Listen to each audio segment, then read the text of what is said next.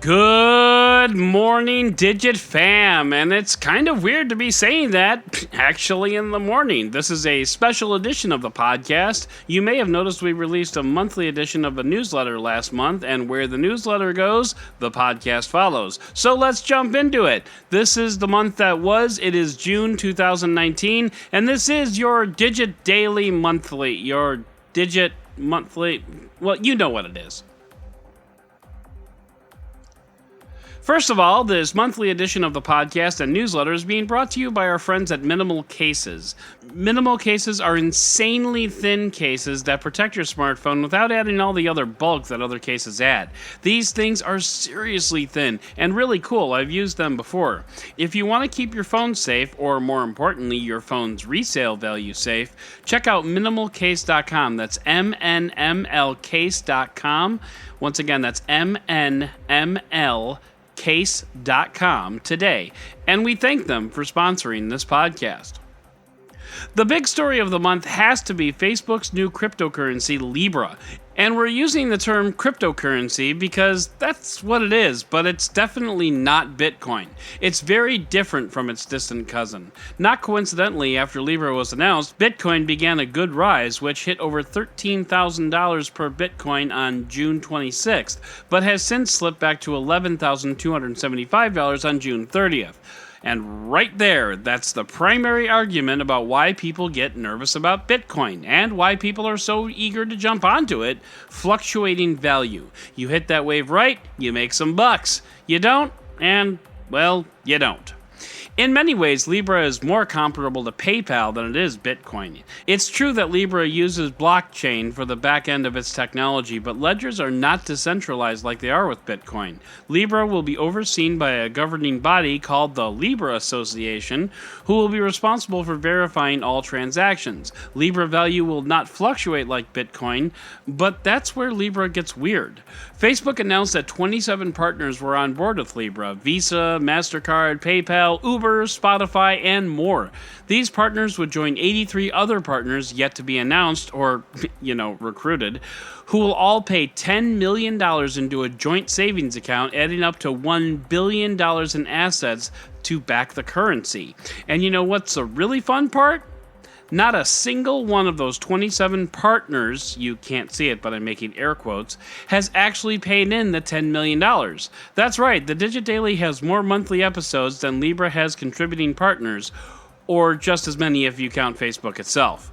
So where does that leave us? In a word, vaporware, at least for now. Libra doesn't amount to a hill of beans in this case.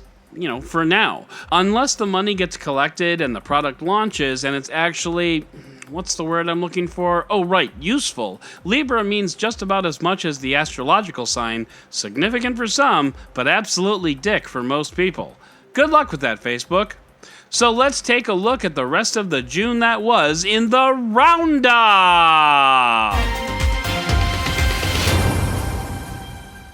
June had a whole lot of Apple news drop, from WWDC on June 3rd to opening up Apple device repair to Best Buy stores, all the way over to gaining an engineer in Mark Filippo, to losing a designer in Johnny Ive. One last time, aluminium. There, I'm done. Huawei rode a bit of a roller coaster, being projected to lose $30 billion with a B dollars in the next 2 years.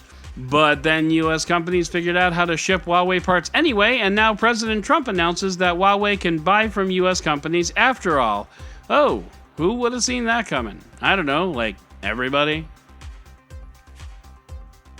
In the world of Android, Google revealed a lot more detail about Google Stadia, namely pricing and distribution. We saw unofficial leaked renders of the Google Pixel 4 before Google went ahead and leaked official renders days later.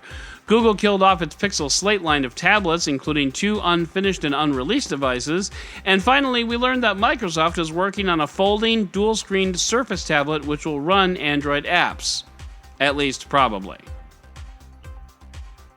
Over the course of the month, we saw a handful of new devices, including the Samsung Galaxy Tab S5e, the Honor 20 series, the HTC U19e in Taiwan only, and the Xiaomi Mi Band. Also on the new tech front, we got 2 underscreen cameras from Oppo and Xiaomi that allow you to have a front-facing camera, but with no notch, and Oppo Mesh Talk, which allows calls and text between devices up to 3 miles away with no Wi-Fi, Bluetooth, or cellular connection. We still have a lot to learn about that one, for sure. As for what's coming up in the month of July, on Tuesday, July 2nd, we have Tech Open Air Berlin.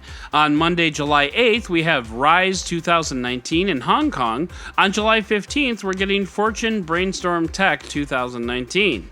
Also in July, we get Christmas in July, not really in presents or anything, but Amazon's Prime Days are coming on July 15th and July 16th, along with a Taylor Swift streamed concert on July 10th, #NotPrimePrimes.